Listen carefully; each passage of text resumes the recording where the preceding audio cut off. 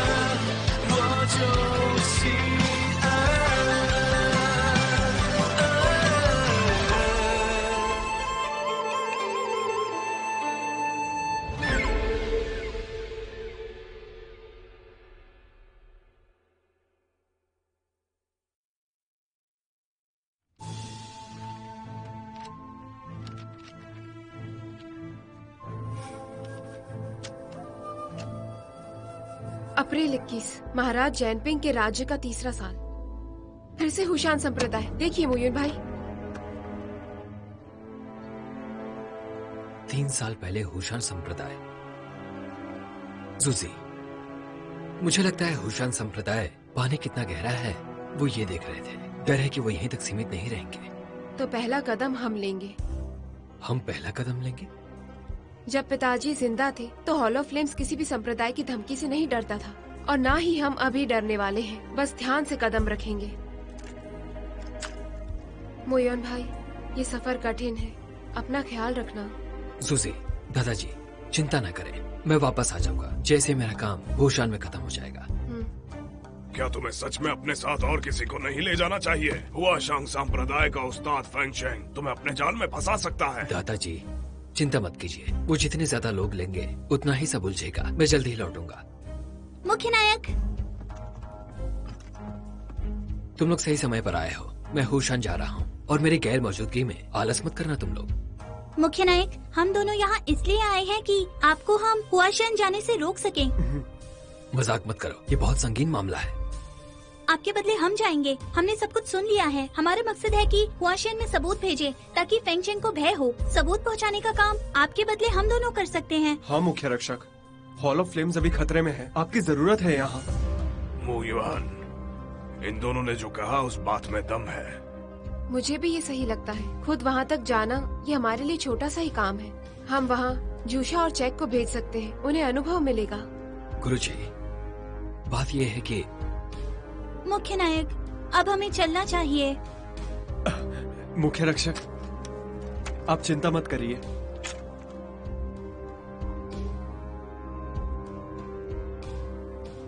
ठीक है, तुम दोनों ज्यादा सावधान रहना। जी जी।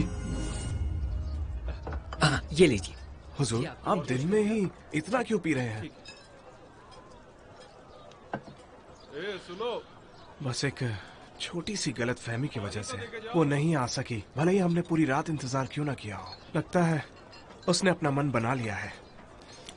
हालांकि मुझे ऐसा लगता है कि वो नहीं मानती कि ये सब सच है। अच्छा, तो फिर वो क्यों नहीं आई, आप बताइए। वो इस बात से नाराज है क्योंकि मैंने उसे इस बारे में नहीं बताया। हो सकता है हम उसका थोड़ा इंतजार और करते तो शायद वो आ जाती। थोड़ी सी देर की तो बात थी। मुख्य रक्षक मुझ पर पूरी रात पहरा दे रहा था। अगर मैं चला जाता हूँ तो उन्हें आराम करने के लिए समय मिलेगा। मुझे समझ नहीं आता वो इतना दखल देते क्यों है। श्रीमान, मैंने आपको इतना आराम करते कभी नहीं देखा। क्या भेस बदल कर चक्कर मार रहे हैं? तुम फिर से आ गए? अच्छा ये सुनो, मैं एक छोटा सा धंधा कर रहा था हाल ही में, और जैसा कि धंधे में कई तरह के फायदे होते हैं, जैसे कि तुम्हारा मतलब इससे है? आपका धन्यवाद श्रीमान सांगवान। मैं आपका ये एहसान और ये पैसा याद रखूंगा। अगर कभी जरूरत हो तो बताइएगा। मिलते हैं।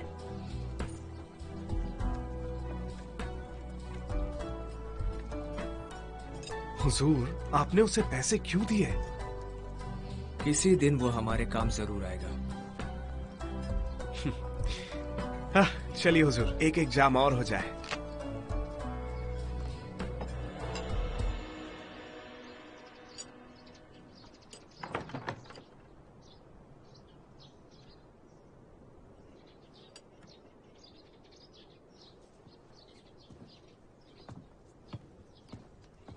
हाँ, सुनिए ना। जी महारानी, क्या बात है? क्या आपको पता है कि चिंगमी कहाँ है? वो तो सुबह सुबह बाहर चले गए। वैसे मुझे ये नहीं पता कि वो किस काम से बाहर गए हैं। ओह,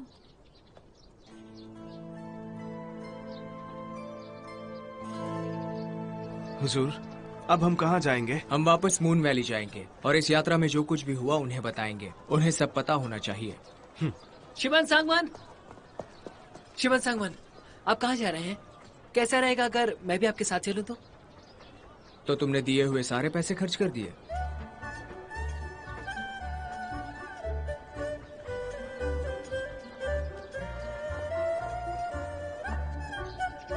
हॉल ऑफ फ्लेम से नायक चेक और जूशा आपसे मिलने आए हैं। तुम दोनों 100 मील तय करके आए हो। जरूर थक गए होगे इतने लंबे सफर के बाद। ऐसा नहीं है, मैं देखकर कह सकती हूँ कि आप अपने नगर को काफी अनुशासन में रखते हैं। अब इतनी दूर आई हो तो जरूर कोई ना कोई वजह होगी। बताओ, क्या काम है तुम्हें? हम दोनों यहाँ पर आपको वो सामान वापस देने आए हैं जो आपने हॉल ऑफ फ्लेम्स में छोड़ दिया था। ये सब क्या है?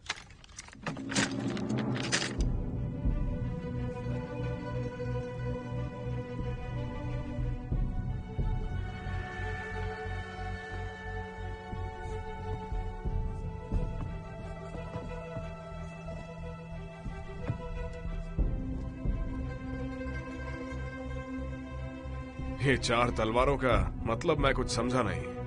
नायक फेंग, ये तलवार गलती से आपके लोगों से छूट गई थी जब उन्होंने हॉल ऑफ फ्लेम्स पर हमला किया था। क्या आप ये बातें इतनी जल्दी भूल गए? लोगों को हमला करने के लिए मैंने कब भेजा? कहीं किसी ऐरे गहरे की बात सुनकर ये विश्वास तो नहीं कर लिया कि ये 4 तलवारें हमने यहाँ हुआशान संप्रदाय में बनाई हैं? बोलो, ऐसे बेसिर पैर के सबूत के साथ मेरे ऊपर ऐसा इल्जाम कैसे लगा सकते हो?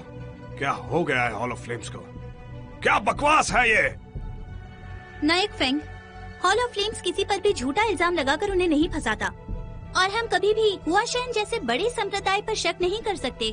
देखो, अब हम यहाँ आ गए हैं तो अपनी सारी चालों पर रोक लगा दो। तुम सबको शर्म आनी चाहिए। माफ करना, लेकिन मैं अब भी नहीं समझ पा रहा कि ये 4 तलवारें हमारे संप्रदाय की कैसे हो सकती है। अगर इतना यकीन है तो फिर साबित भी करके दिखाइए। हुआशान संप्रदाय कोई छोटी मोटी संप्रदाय नहीं है, समझे? तुम जैसे कल के आए बच्चे हम पे इल्जाम लगाओगे? महोदय फेंग, वैसे आपको ही पता नहीं होगा, लेकिन हॉल ऑफ फ्लेम्स दुनिया में सभी संप्रदायों के लिए हथियार बनाता है। हमारी लोहारी बहुत अनोखे तरीके की है। हमारे तलवार बनाने वाले आदमी तलवार के नीचे निशान छोड़ते हैं, और इन्हीं निशानों की वजह से हम ये देख सकते हैं कि कौन सी तलवार किसको दी थी। ये निशान हमारी जानकारी के लिए होते हैं। आप खुद क्यों नहीं देख लेते? अगर आपको फिर भी कोई संदेह रहता है तो आप हमारे साथ हॉल ऑफ फ्लेम्स चल सकते हैं, ये देखने के लिए कि हमने ये तलवारें आप ही के संप्रदाय को दी थी या नहीं। खुद को सही साबित करने के लिए आप इतना तो कर ही सकते हैं ना महोदय फेंग।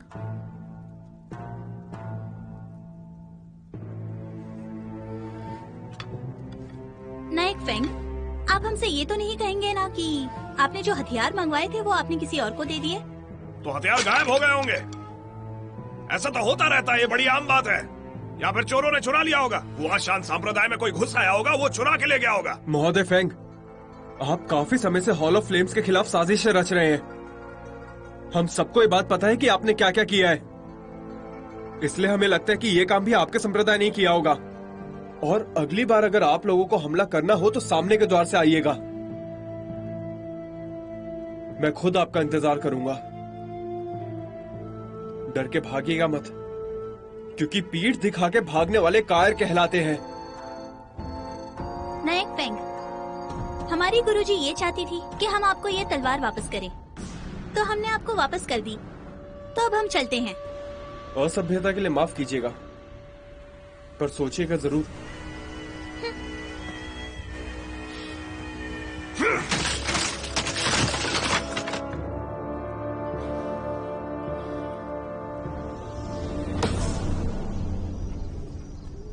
श्रीमान सांगवान, हम आराम नहीं कर सकते हैं। पहले ही अंधेरा हो चुका है। अगर हमने जल्दी नहीं की तो हमें जंगल में ही रुकना पड़ेगा। उमिंग, आग जलाने के लिए और लकड़ी लेकर आओ। जी श्रीमान, क्या हम सच में जंगल में रुकने वाले हैं? बिल्कुल। तुम्हें क्या लगा? मुझे लगा था कम से कम मधुशाला में तो रहेंगे। मुझे आपके साथ आलिशान तरीके से रहने का आनंद लेना था, आपका साथी बनके। हाँ, गलत कदम ले लिया मैंने। मैं तो आलीशान पलंग पर भी सोया और बर्फ सी ठंडी जमीन पर भी। अगर तुम्हें मेरे साथ आराम की जिंदगी जीनी थी तो सच में तुमने गलत कदम ले लिया है।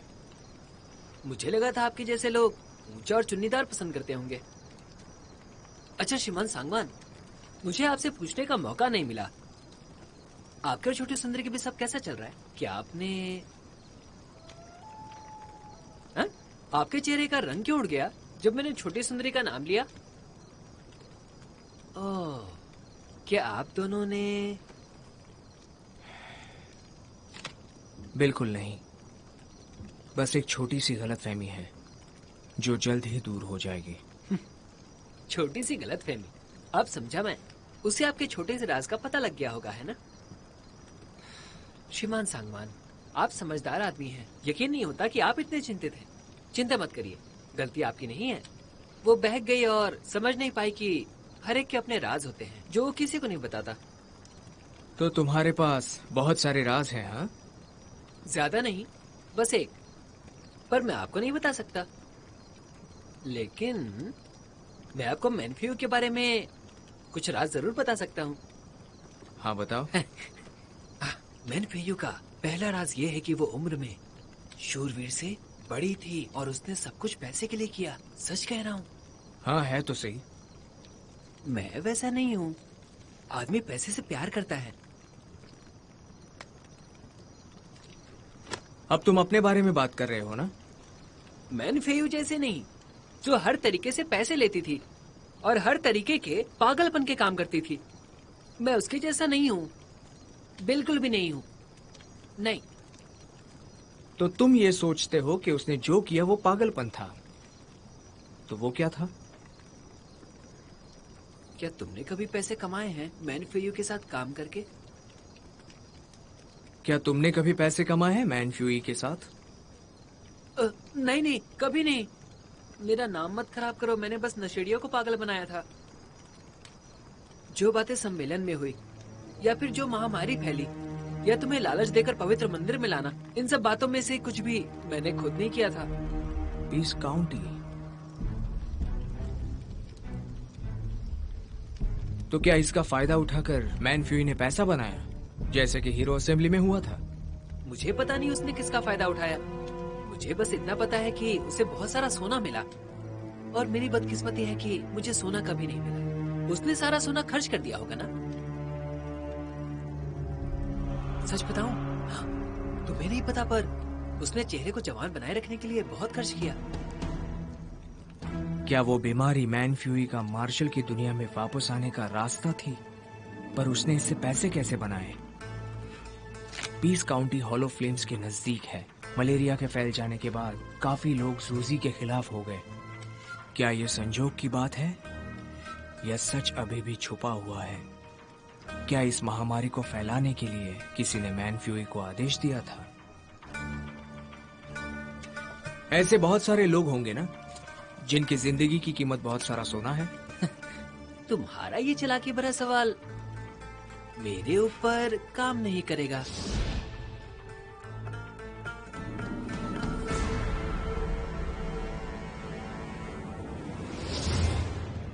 पर मैंने उसे एक बार एक आदमी से बात करते हुए देखा था।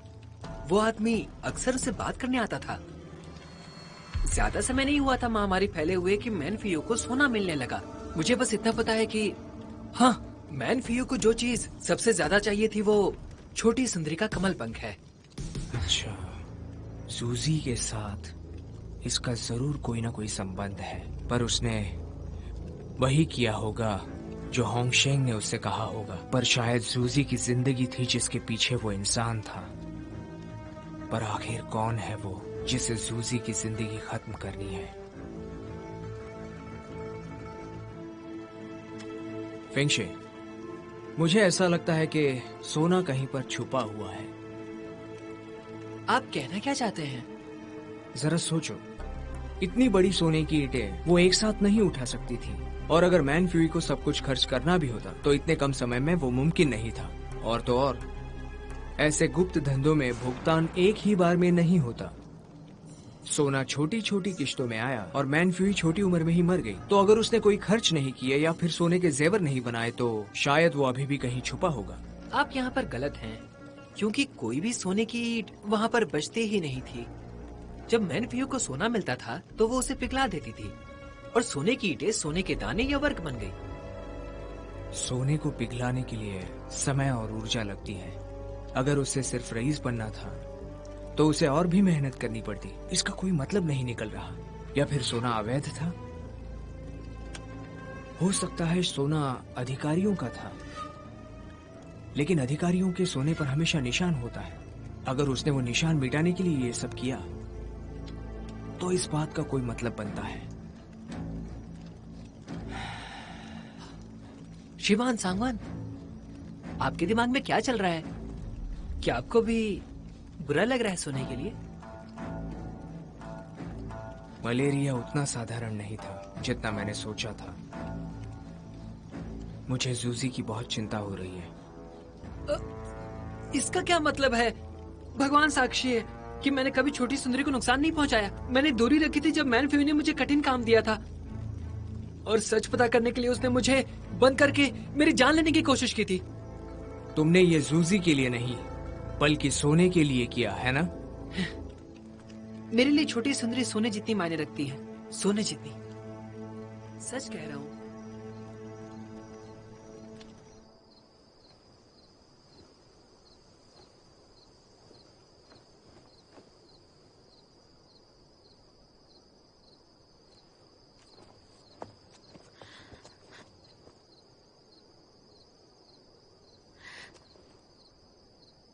फेंगजी, मुझे सोने जाना है। चिंगमी, क्या तुम मुझसे भाग रहे हो? तुम ज्यादा सोच रही हो। मुझे तो बस ये लगता है कि अब मैं तुम्हें पहले की तरह तंग नहीं कर सकता। बेहतर होगा अगर हम बात ना करें। मुझे पता है अब तुम मुझसे नफरत करते हो। मैंने इस बार कुछ ज्यादा ही कर दिया। मुझे जल्दबाजी में सगाई के लिए हाँ नहीं करनी चाहिए थी। मैंने तुम्हें निराश किया। मैंने पूरे स्वॉर्ड मिनोर को शर्मिंदा कर दिया। मैं खुद सबसे बड़ा मजाक बनकर रह गई। तुम गलत समझ रही हो। मेरा तुम्हारा दिल दुखाने का कोई इरादा नहीं। अगर तुम्हें मेरी बात का बुरा लगा हो तो मुझे माफ कर दो फेंगजी। चिंगमी, मैंने तुम्हें चोट पहुंचाई है, इसलिए माफी की उम्मीद नहीं रखती। लेकिन मुझे एक मौका तो दे सकते हो ना माफी मांगने का।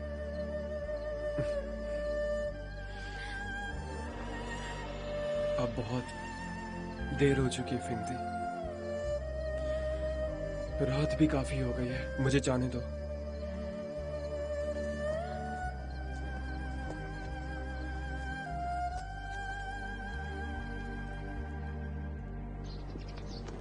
महोदय फेंग, आप यहाँ पर? यहाँ आने का कष्ट कैसे उठाया? एक बड़ी ही जरूरी बात थी जिस बारे में मुझे चर्चा करनी थी। क्या आप जानती हैं कि इस पूरी मार्शल दुनिया में हमें एक बार भी सुकून क्यों नहीं मिलता? एक सवाल जिसका जवाब है हॉल ऑफ फ्लेम्स की वजह से। जी हाँ, हर कोई हॉल ऑफ फ्लेम्स को खत्म करना चाहता है, लेकिन कोई अभी तक सफल नहीं हुआ। इसकी क्या वजह है? मुझे तो लगता है सब लोग अलग अलग काम करते हैं, इसलिए कोई सफल नहीं हुआ। हमें साथ काम करना चाहिए और इसीलिए आज मैं एमए के साथ हाथ मिलाने के लिए यहाँ आया हूँ, ताकि हमेशा के लिए हम पूरी मार्शल दुनिया में सुकून और शांति ला सके। आपकी सेना में शामिल होना, इसमें मेरा क्या फायदा होगा? क्या आप कहना चाहते हैं कि बिना हुआशान संप्रदाय के एमआई खुद से पंथ को नष्ट नहीं कर सकता? और हॉल ऑफ फ्लेम्स की वो चुड़ैल अभी भी जिंदा है। अगर मैं उसे छोड़ भी देती हूँ तो भी वो मेरे लिए कोई खतरा नहीं हो सकती। और एमआई को अच्छा नहीं लगता पंथ का अभिमान। हमारा इसमें कोई नुकसान नहीं है, तो आपकी सेना में शामिल होने का सवाल ही नहीं बचता। आप समझ रहे हैं ना महोदय फेंग? हाँ, फिलहाल आपको कोई नुकसान नजर नहीं आ रहा, लेकिन चोंगजी ने लोटस विंग का 5वां पैतरा हासिल कर लिया है और कुछ सालों में ही बिल्कुल अपने पिता की तरह वो भी एक बेहतरीन मार्शल कलाकार बन जाएगी। फिर उसी का राज होगा। क्या आप तब भी इसी विश्वास के साथ ये बात कह पाएंगी? देखिए, हम दोनों की सांप्रदाय हॉल ऑफ फ्लेम्स के हमेशा से खिलाफ रही है और चोंगजी अगर अपने पिता के नक्शे कदमों पे चली तो सबसे पहले शिकार वो हमारा ही करेगी। इसके अलावा चोंगजी शांगवान ताओ के काफी करीब आ गई है और ये शांगवान ताओ शाही सलाहकार और मून वैली के सरदार का बेटा है। उसके पास ताकत है और साथ में पैसा भी है। अगर वो दोनों साथ मिल गए तो उनका सामना आखिर कौन कर पाएगा इस मार्शल दुनिया के अंदर, बताइए। मुझे पूरा यकीन है कि वो शांगवान ताओ के साथ हम दोनों के खिलाफ षड्यंत्र रच रही है ताकि वो दुनिया पे राज कर सके। अगर ऐसा हुआ तो वो चोंगजुइशी हम लोगों के लिए बड़ा खतरा बन जाएगी। मैंने तो मन बना लिया है, मैं जल्द से जल्द हॉल ऑफ फ्लेम्स का किस्सा ही खत्म कर देना चाहता हूँ। अगर आप हमारा साथ देंगी तो मैं यकीन दिलाता हूँ एमए का दर्जा भी इस मार्शल दुनिया में पहले से कई गुना ज्यादा बढ़ जाएगा, बिल्कुल हमारी तरह। महोदय फेंग, अगर आपने हॉल ऑफ फ्लेम्स को मिटाने का निर्णय ले ही लिया है तो आपको हमारी मदद क्यों चाहिए? मदद के लिए और भी संप्रदाय हैं। क्या आप मुझे बताएंगे आपने एमआई को ही क्यों चुना? क्योंकि जब मैं मार्शल दुनिया की असली नायिका के बारे में सोचता हूँ तो मेरे मन में केवल आप ही आती हैं। इस दुनिया की सबसे बेहतरीन मार्शल कलाकार।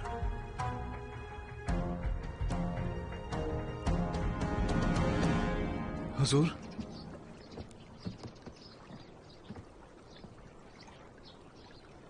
वुमिंग, मैं महोदय लिन से मिलने जा रहा हूँ। तुम इस पर नजर रखना। समझ गया। शांगवान ताओ, अपना मुंह बंद रखो, वो अभी व्यस्त है, तुम मेरे साथ रहो। तुम्हारे साथ मैं अकेले ही ठीक हूँ। देखो फेंग, ये मून वैली है, तहजीब से पेश आओगे तो अच्छा होगा। मुझ में हमारे हुजूर जितना धीरज नहीं है। ठीक है।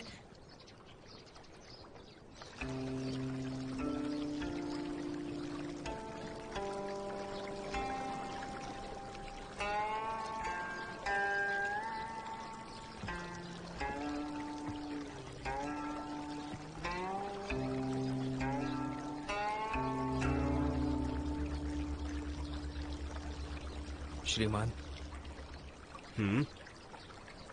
अरे शांगवान, तुम इतने वक्त बाद लौटे हो, परेशान लग रहे हो।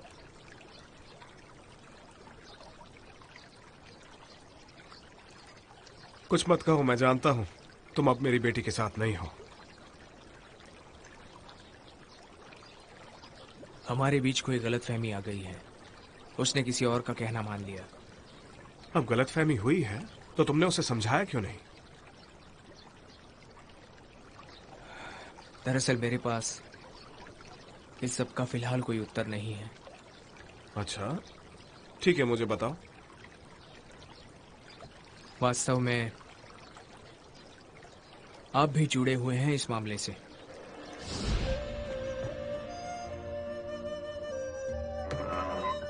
पेंगजी, इस वक्त यहाँ हम दोनों ही हैं। दरवाजा बंद करना ठीक नहीं होगा।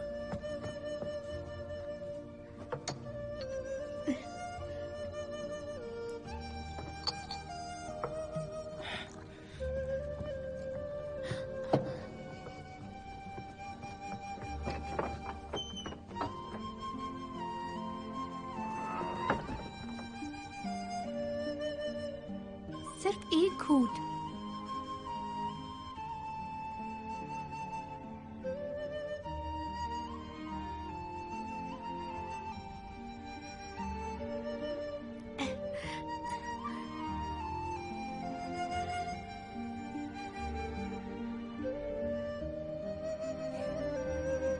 बस एक घूंट।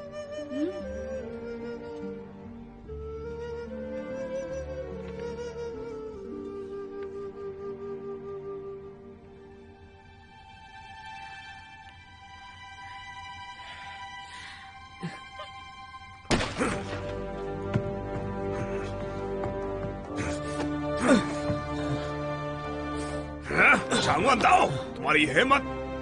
मैंने तुम्हें अपना शिष्य माना, लेकिन तुमने मेरे साथ ऐसा करने की जुर्रत की।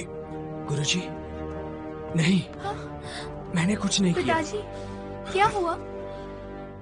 तुम बेशर्म कहीं की, तुम्हें शर्म आनी चाहिए। नहीं पिताजी, मैं फेंगजी, तुम चुप रहो, ये पहले ही उलझा हुआ है। धोखेबाज, तुमने संप्रदाय के नियमों का उल्लंघन करने की जुर्रत की, और अब से तुम मेरे शिष्य नहीं, तुम्हें निकाला जाता है। मैंने शराब पी थी, पर मुझे पूरा होश था। मेरे और फेंगजी के बीच कुछ नहीं हुआ था। मुझे नहीं पता था कि मैं अपनी सफाई में क्या कहूं। मुझे उम्मीद नहीं थी कि लिन जोंगजिंग मुझसे इस तरह पेश आएंगे। मुझे बहुत दुख हुआ जब उन्होंने मुझे मारने के लिए किसी को भेजा। तुम जब आखिरी बार मिले थे तब भी तुम्हारा कुछ ऐसा ही हाल था। सच में, अगर मुझे तुम्हारा अतीत नहीं पता होता तो मैंने तुम्हें स्वॉर्ड मैनोर नहीं भेजा होता। ये सब बताकर मैं काफी अच्छा महसूस कर रहा हूँ। मेरे मन का बोझ कम हो गया। तो फिर बताओ मुझे, जब मैंने पूछा उसके बावजूद तुमने मुझे पूरी कहानी क्यों नहीं बताई?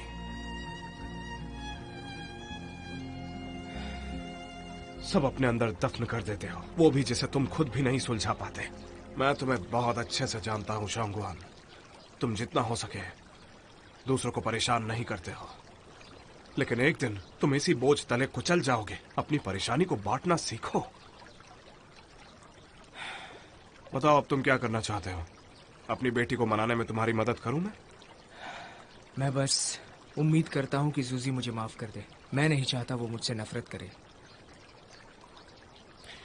गलतफहमी ही तो है। बात करो और इसे मिटाओ। मैं अपनी बेटी को अच्छे से जानता हूँ। वो चाहे जितनी भी नाराज हो जाए, लेकिन कुछ दिनों में उसका गुस्सा शांत हो ही जाता है। लेकिन ये मामला कोई छोटा मोटा मामला नहीं, एक बड़ा मामला है। इससे उभरने में उसे वक्त लग सकता है, इसलिए ज्यादा मत सोचो। तो फिर ठीक है। मेरे पास और एक जरूरी काम है करने के लिए। मैन फ्यूई, जिसने वो बीमारी फैलाई थी, सबको लगा कि उसने वो किया मार्शल की दुनिया में आने के लिए।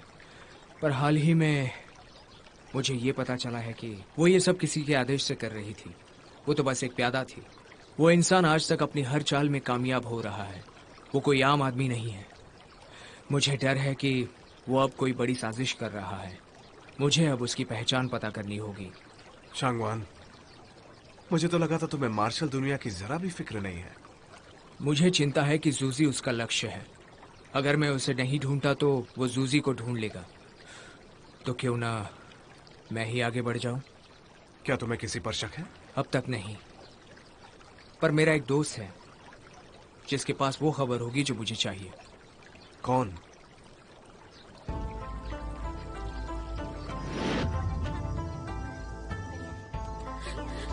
मोहतरमा होंग, 1000 के शराबी सैनिक यहाँ हैं। उनमें से एक ने मुझे छुआ है। रोना बंद करो, मुझे वहाँ ले चलो। जरूरत पड़े तो उसे बाहर फेंक दो।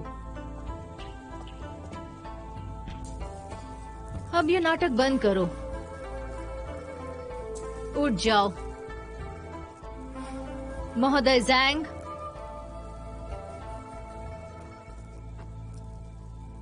महोदय जैंग,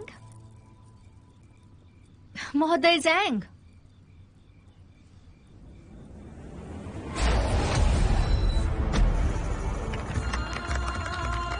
हटो यहाँ से, हटो, बंद करो ये सब। ये क्या हो गया? सब लोग मेरी बात सुनो। चोंगजी चुड़ैल ने एक आदमी को मारा है यहाँ पे। कहाँ है चोंगजी? अपनी आवाज नीचे करिए, हम यहाँ काम कर रहे हैं। मुझसे बड़े सहकारी की मौत हुई है यहाँ, और तुम मुझे आवाज नीचे करने के लिए कह रही हो? बिल्कुल नहीं। अगर आज ही तुमने उस चुड़ैल को हमें नहीं सौंपा तो हम इस पूरी जगह को तोड़ कर रख देंगे और कोई कुछ नहीं कर पाएगा। तो फिर ठीक है, मैं अधिकारी को बुलाऊंगी।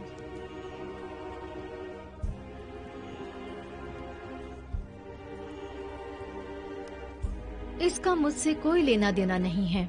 यहाँ किसी की मौत हुई है तो मैं खुद को इससे दूर ही रखूंगी। और वैसे भी ये एक अच्छी जगह है। यहाँ तुम जांच पड़ताल या फैसला नहीं कर सकते। अगर तुम्हें कुछ कहना है तो न्यायाधीश के आगे कहना होगा, ठीक है? मुझे डर लग रहा है। तुम्हें किस बात का डर? तुमने उसे नहीं मारा है। हम मार्शल कलाकार हैं, किसी और की दखलंदाजी नहीं चाहते। हुआशान के सैनिक मार्शल कलाकार होंगे, लेकिन हम भी अलग किस्म के कलाकार हैं। परियों का मैखाना हमारे काम की जगह है। मार्शल की दुनिया में हम पक्षपात नहीं करते हैं। सारे संप्रदाय मेरी थोड़ी तो इज्जत जरूर करते हैं। मैं ये काम सालों से बड़ी ही शांति से करती आ रही हूँ, लेकिन आज मेरे इस जगह पर एक लाश मिली है। देखो, सिर्फ तुम ही नहीं बल्कि मैं भी ये कसम खाती हूँ कि इस बात में क्या सच्चाई है इसका पता मैं भी लगा कर ही रहूंगी। महोदय, यही सच है, ऐसा ही हुआ था। होंगजियो ने भी देखा है। मैं सच कह रही हूँ, मेरा विश्वास कीजिए।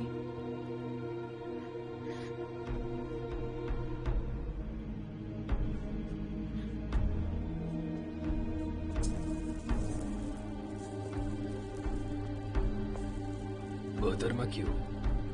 क्या आपने किसी संदेहजनक इंसान को देखा कल रात परियों के मैखाने में? महोदय, चलिए भी।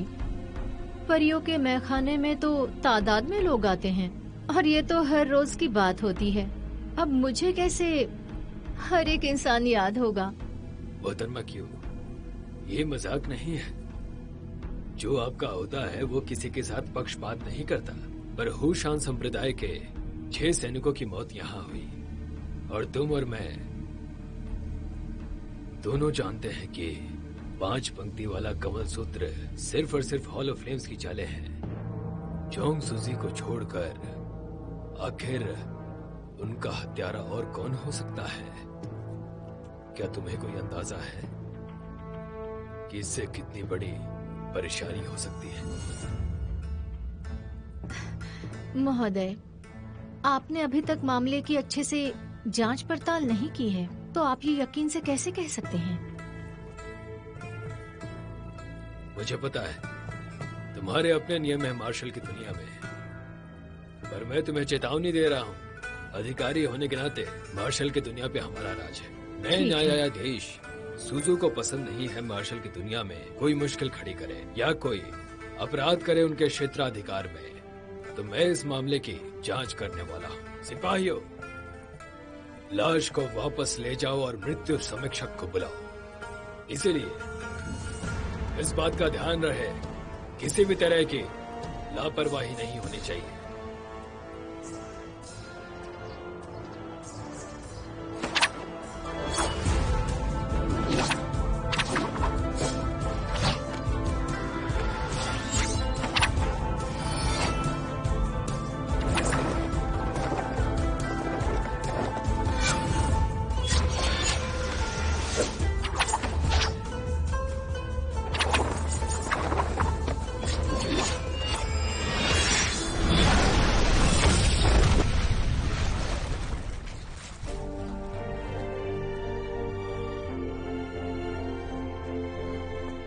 जूसी, मुयान भाई, तुमने उल्लेखनीय प्रगति की है कुछ दिनों में। मुझे 6 चालों में सफलता हासिल करने में सक्षम होना है। बिल्कुल। आप चिंतित हो हुशान संप्रदाय को लेकर? हाँ बिल्कुल, तुम पहले से काफी ज्यादा ताकतवर हो। फेंगशेंग और तुम्हारा कोई मुकाबला नहीं है। मुझे चिंता इस बात की हो रही है कि हुशान संप्रदाय एक बड़ा संप्रदाय है और अगर हम उनसे सीधा पूछते हैं तो बाकी संप्रदाय हुशान संप्रदाय के खिलाफ हो जाएगा, ऐसा लगता है। मुझे ऐसा नहीं लगता मुयान भाई। हुशान संप्रदाय ने पहले हम पर हमला किया और पिछले कुछ सालों में सारे संप्रदाय हमसे नफरत कर रहे हैं और मुझे चुड़ैल मान रहे हैं। हमें नष्ट करने की काफी बार कोशिशें की हैं। बल्कि मुझे तो लगता है यदि हम अपनी ताकत दिखाएंगे तो हुशान संप्रदाय को उदाहरण बना सकते हैं। हम सबको अपना रवैया दिखा देंगे ताकि कोई हम पर दोबारा उंगली ना उठा सके। तुम अब और भी ज्यादा नेता जैसी हो गई हो, पर मुझे अभी भी चिंता है। मैं जानती हूँ आप मेरी बहुत फिक्र करते हैं, लेकिन आपने ही कहा ना मैंने बहुत मेहनत की है और मैं फेंगचेंग को भी मुकाबले में पूरी तरह हरा सकती हूँ। ये कहने के बाद मुझे लगता है हमें अभी उनका सामना नहीं करना चाहिए। गुरुजी, होंगजू से खत है। हाँ, लोटस देवता की 9 चालें।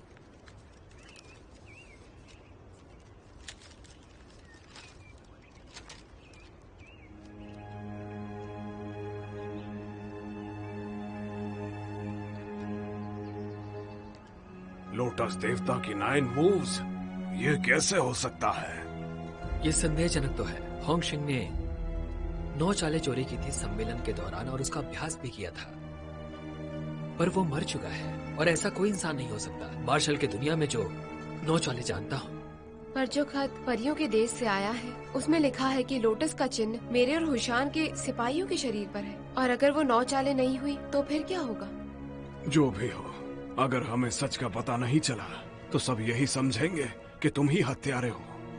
हाँ, पिछले महामारी के समय शार्क संप्रदाय के मुखिया ताइजो भी 9 चालों की वजह से मारे गए थे। क्या एक ही इंसान ने दोनों हत्याएं की?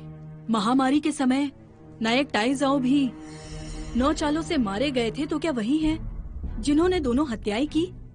शायद होंगशेंग नहीं मरा है, उसको काफी तीर लगे थे, पर गुगु को भी लगा और जूशा भी घायल हो गई थी। मैं तो जूशा का ध्यान रखने में व्यस्त हो गई थी और मुझे समय नहीं मिला कि उसके शरीर की जांच करूं। जो लिली ने जो कहा अगर वो सच है तो ये मुमकिन है कि होंगशेंग ने साजिश की हमें फंसाने की। इसका मतलब कि वो हमें फंसाना चाह रहा था। यही तो बात समझ में नहीं आ रही।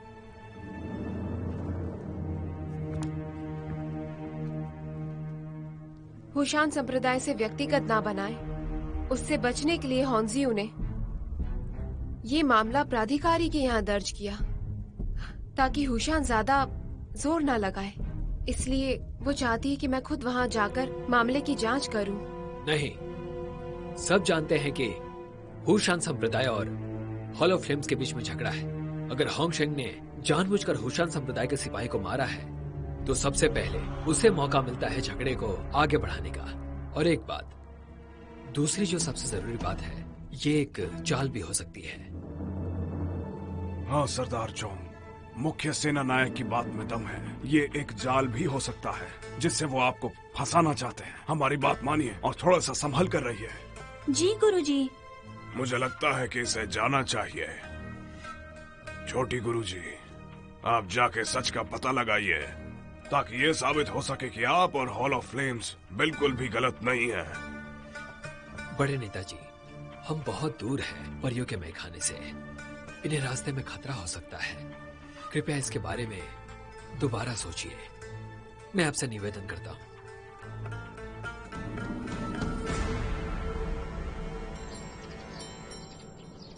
गुरुजी, हर तरह के लोग आते जाते हैं परियों के मैखाने में और मुझे इस बात का यकीन नहीं है कि क्यू होंगजियू हमारी तरफ है। जरूरी नहीं है कि आपको वहाँ कुछ पता चले। मुयान भाई, अगर होंजियू ने और जोंटाओ ने मेरी मदद ना की होती तो उस दिन दिव्य मंदिर में ही मैं मारी जाती। वही फैंगशी को यहाँ लाई थी विषर औषधि के लिए। तो मुझे यकीन है कि होंजियू हमारी ही तरफ है। और वैसे भी अब जोंगटाओ मारा गया है, तो मुझे नहीं पता कि उसके बाद हॉन्जियो की क्या हालत है। अगर मैं वहां जाऊंगी तो हॉन्जियो का हाल भी जान पाऊंगी और साथ ही जोंगटाओ के मकबरे पर जाने का मौका भी मिलेगा। आखिर उन्होंने अपनी जान हमारे लिए दी है, हमें ये याद रखना चाहिए। और हत्यारे को पकड़ने के बाद ही हम दूसरों की रक्षा कर सकते हैं ताकि उन्हें कोई नुकसान ना पहुंचा पाए। मुख्य नायक जी, हमारी गुरुजी सही कह रही हैं। हम उनके साथ में क्यों नहीं जा सकते हैं? सही बात है मुख्य नायक। ठीक है, फिर मैं आपके साथ चलूंगा। और मैं भी। कहते हैं कि परीलोक का मैखाना स्वर्ग जैसा है। मैं अब तक वहाँ नहीं तुम यहीं गई। रुको, लिली हमारे साथ जाएगी। ठीक है। तुम और चेक यहाँ रुको और सैनिकों के अभ्यास को और मजबूत करो, बेहतर बनाओ। ठीक है। शांगवान ताओ, तुम यहाँ कैसे आ गए? मैं यहाँ एक रक्षक के तौर पर आया हूँ। तुम्हें देखकर अच्छा लगा नौजवान। क्या आप मेरे बारे में बात कर रही हैं? मुझे नौजवान मत बुलाओ, फेंगशी कह सकती हैं।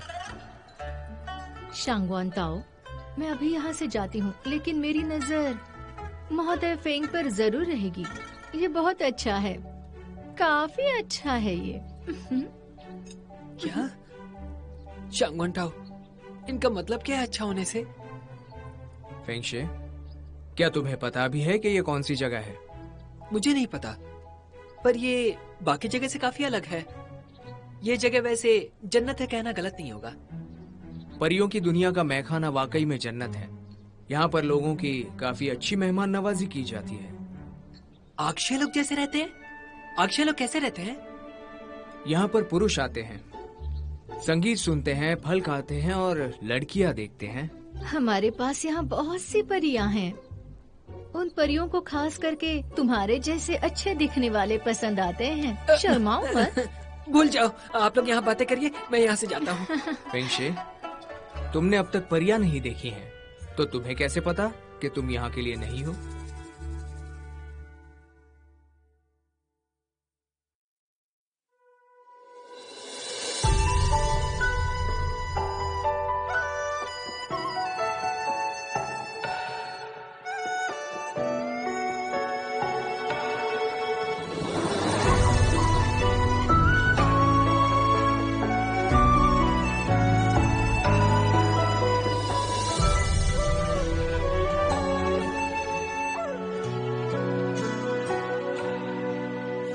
深深微微，忽然无解，我们若即若离。那人那梦消失丢了踪影，在心口刻下另一个人的名，藏不住的情，是爱过的痕迹。寻寻觅觅，忽远忽近，我们若即若离。晚来风景，梧桐更见细雨。奈何桥走火，梦破汤河下去。你祝福的心，是温柔的陷阱。若是这样躲不过，何必又挣脱？爱似一回又如何？哪有什么对与错？是爱结着我。岁月碎了不能说，痛才那么多，往事情愁在拉扯，爱到失魂落魄也奈何。